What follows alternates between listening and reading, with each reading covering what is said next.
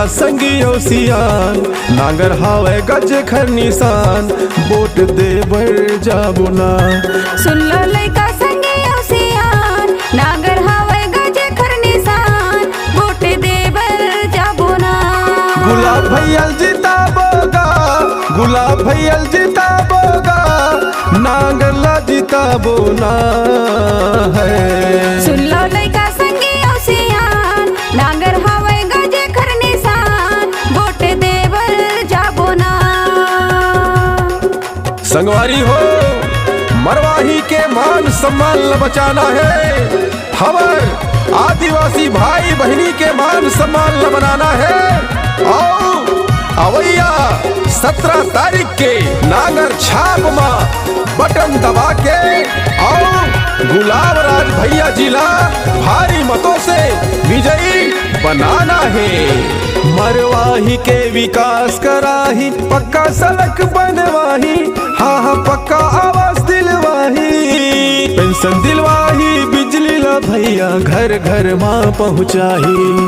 Pension दिलवाही, बिजली ला भैया घर घर माँ पहुँचाही। दारू मुर्गा में झंडे धियान, आदिवासी के रखबो सम्मान, वोट देबर जाबो ना।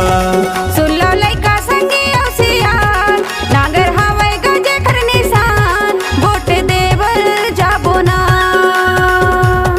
तो संगवारी हो, भुलाना नहीं है ये तारी जोगी के पारी, गुलाब राज भैया के पारी, सोच समझ के जाना है, नांगर छाप मां बटन दबाना है। और अवैया 17 तारीख के गुलाब राज भैया ला भारी से भारी मतों में विजयी बनाना है। ध्यान रखबे, कर ले तैयारी सोच समझ के, गुलाब भैया ला जिताना है, नांगर छाप ला जिताना है। आदिवासी हम पुरखा के दीदी मान सम्मान ला बढ़ाना है।